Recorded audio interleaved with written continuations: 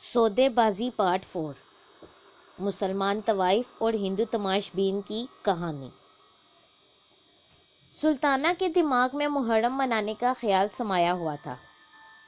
خدا بخش سے رونی آواز میں کہنے لگی، سارا دن باہر غائب رہتے ہو، میں یہاں پنجرے میں قید رہتی ہوں، نہ کہیں جا سکتی ہوں نہ آ سکتی ہوں۔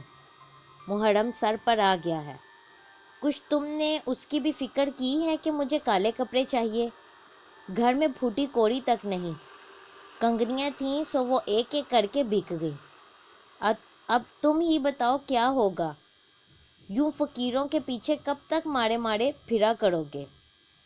مجھے تو ایسا دکھائی دیتا ہے کہ یہاں دہلی میں خدا نے بھی ہم سے منہ موڑ لیا ہے۔ میری سنو تو اپنا کام شروع کر دو، کچھ تو سہارا ہو ہی جائے گا۔ خدا بخش دری پر لیٹ گیا اور کہنے لگا، پر یہ کام شروع کرنے کے لیے بھی تو تھوڑا بہت سرمایہ چاہیے۔ خدا کے لیے اب ایسی دکھی بڑی باتیں نہ کرو، مجھ سے برداشت نہیں ہو سکتی۔ میں نے سچ مچ امبالہ چھوڑنے میں سخت غلطی کی ہے، پر جو کرتا ہے اللہ ہی کرتا ہے اور ہماری بہتری ہی کے لیے کرتا ہے۔ کیا پتہ کہ کچھ دیر اور تکلیفیں برداشت کرنے کے بعد ہم… سلطانہ نے بات کاٹ کر کہا، تم خدا کے لیے کچھ کرو، چوری کرو یا ڈاکہ مارو، پر مجھے ایک شلوار کا کپڑا ضرور لا دو۔ میرے پاس سفید بوسکی کی قمیض پڑی ہے، اس کو میں رنگوا لوں گی۔ سفید مینوں کا ایک نیا دوپٹہ بھی میرے پاس موجود ہے، وہی جو تم نے مجھے دیوالی پر لا کر دیا تھا، یہ بھی قمیض کے ساتھ ہی کالا رنگوا لیا جائے گا۔ ایک صرف شلوار کی کسر ہے، سو وہ تم کسی نہ کسی طرح پیدا کر دو۔ دیکھو تمہیں میری جان کی قسم، کسی نہ کسی طرح ضرور لا دو۔ میری بھتی کھاؤ اگر نہ لاؤ۔ خدا بخش اٹھ بیٹھا، اب تم خواہ زور دیے چلی جا رہی ہو، میں کہاں سے لاؤں گا؟ افیم کھانے کے لیے تو میرے پاس پیسے نہیں ہیں۔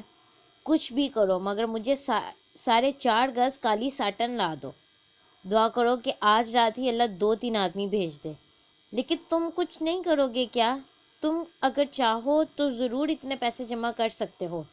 جنگ سے پہلے یہ ساٹن 12-14 آنا گز مل جاتی تھی، اب 1.25 روپے گز کے حساب سے ملتی ہے۔ 4.5 گزوں پر کتنے روپے خرچ ہو جائیں گے؟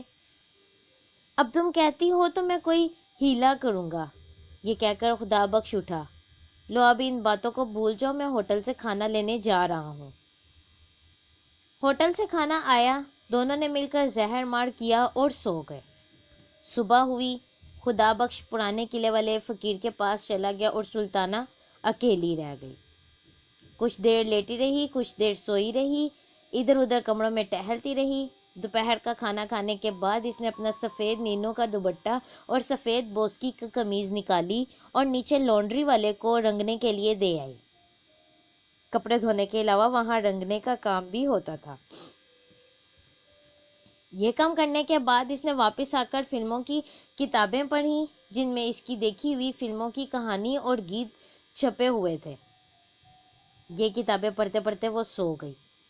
جب اٹھی تو 4 بج چکے تھے، کیونکہ دھوپ آنگن میں سے موڑی کے پاس پہنچ چکی تھی۔ نہا دھو کر فارغ ہوئی تو گرم چادر اوڑھ کر بالکنی میں آ کھڑی ہوئی۔ قریباً 1 گھنٹہ سلطانہ بالکنی میں کھڑی رہی۔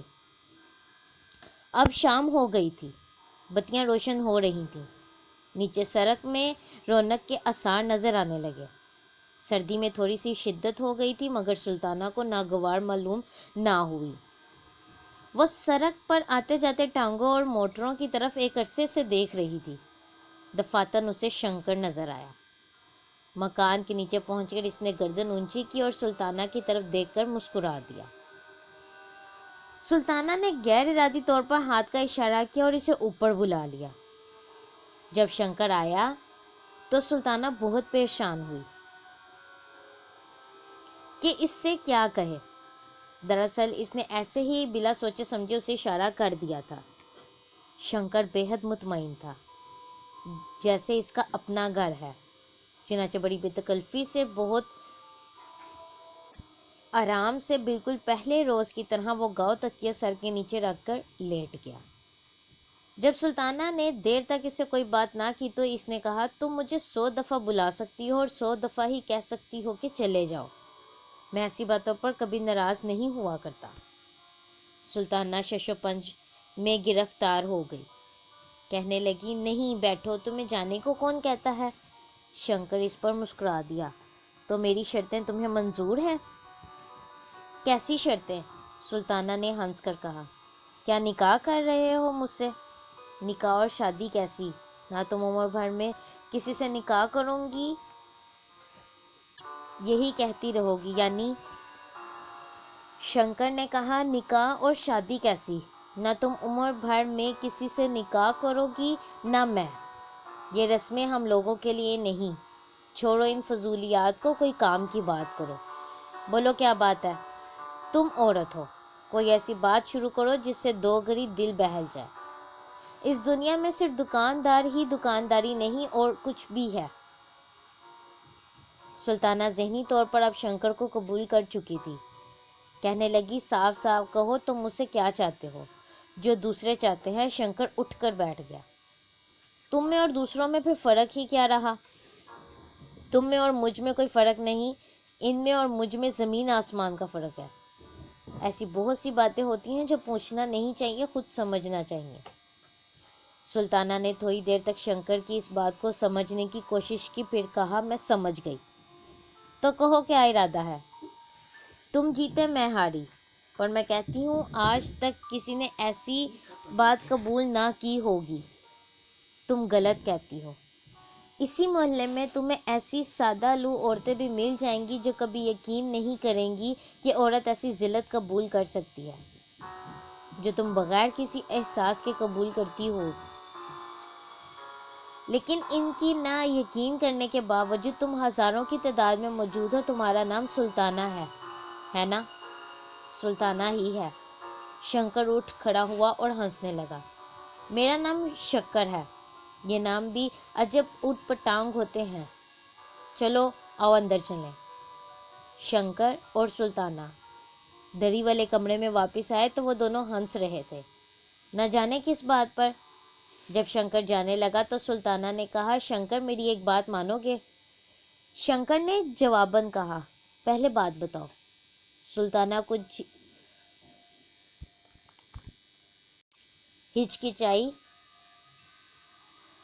تم کہو گے کہ میں دام وصول کرنا چاہتی ہوں؟ کچھ سنبھل کر سلطانہ نے کہا، کہو کہو، رک کیوں گئی؟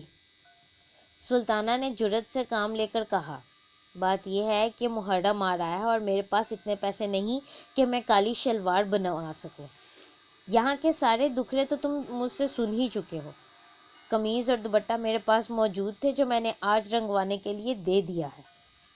شنکر نے یہ سن کر کہا، تم چاہتی ہو میں تمہیں کچھ روپے دے دوں جو تم یہ کالی شلوار بنوا سکو؟ سلطانہ نے فوراً ہی کہا، نہیں، میرا مطلب یہ ہے کہ اگر ہو سکے تو مجھے ایک کالی شلوار لا دو۔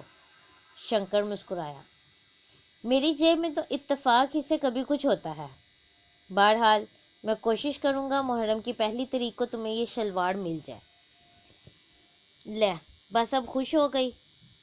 سلطانہ کے بندوں کی طرف دیکھ کر شنکر نے پوچھا، کیا یہ بندے تم مجھے دے سکتی ہو؟ سلطانہ نے ہنس کر کہا، تم انہیں کیا کرو گے؟ چاندی کے معمولی بندے ہیں، زیادہ سے زیادہ 5 روپے کے ہوں گے۔ اس پر شنکر نے کہا، میں نے تم سے بندے مانگے ہیں، ان کی قیمت نہیں پوچھی، بولو دیتی ہو؟ لے لو۔ یہ کہہ کر سلطانہ نے بندے اتار کر شنکر کو دے دیے۔ اس کے بعد افسوس ہوا مگر شنکر جا چکا تھا۔ سلطانہ کو قطعاً یقین نہیں تھا کہ شنکر اپنا وعدہ پورا کرے گا، مگر 8 روز کے بعد محرم کی پہلی تاریخ کو صبح 9 بجے دروازے پر دستک ہوئی۔ سلطانہ نے دروازہ کھولا تو شنکر کھڑا تھا، اخبار میں لپٹی ہوئی چیز اس نے سلطانہ کو دی اور کہا، ساٹن کی کالی شلوار ہے، دیکھ لینا، شاید لمبی ہو، اب میں چلتا ہوں۔ شنکر شلوار دے کر چلا گیا اور کوئی بات اس نے سلطانہ سے نہ کی۔ اس کی پتلون میں شکنیں پڑی ہوئی تھیں، بال بکھرے ہوئے تھے، ایسا معلوم ہوتا تھا کہ ابھی ابھی سو کر اٹھا ہے اور سیدھا ادھر ہی چلا آیا ہے۔ سلطانہ نے کاغذ کھولا۔ ساٹن کی کالی شلوار تھی، ایسی ہی جیسے وہ مختار کے پاس دیکھ کر آئی تھی۔ سلطانہ بہت خوش ہوئی۔ بندوں اور اس سودے کا جو افسوس اسے ہوا تھا، اس شلوار نے اور شنکر کے وعدہ افائی نے دور کر دیا۔ دوپہر کو وہ نیچے لانڈری والے سے اپنی رنگی ہوئی قمیض اور دوپٹہ لے کر آئی۔ تینوں کالے کپڑے اس نے جب پہن لیے تو دروازے پر دستک ہوئی۔ سلطانہ نے دروازہ کھولا تو انوری اندر داخل ہوئی۔ اس نے سلطانہ کے تینوں کپڑوں کی طرف دیکھا اور کہا، قمیض اور دوپٹہ تو رنگا ہوا معلوم ہوتا ہے، پر یہ شلوار نئی ہے، کب بنوائی؟ سلطانہ نے جواب دیا، آج ہی درزی لایا ہے۔ یہ کہتے ہوئے اس کی نظریں مختار کے کانوں پر پڑیں۔ یہ بندے تم نے کہاں سے لیے؟ مختار نے جواب دیا، آج ہی منگوائے ہیں۔ مختار انوری کے ساتھ اندر داخل ہوئی تھی۔ خیر، مختار کا جواب سن کر سلطانہ کچھ خاموش ہوئی اور اس کے بعد دونوں کو کافی دیر تک خاموش رہنا پڑا۔ اور یہاں سودے بازی کی کہانی اپنے اختتام کو پہنچی۔ اس طرح کی مزید ویڈیوز سننے کے لیے ہمارے چینل کو لائک اور سبسکرائب کرنا مت بھولیں۔ شکریہ۔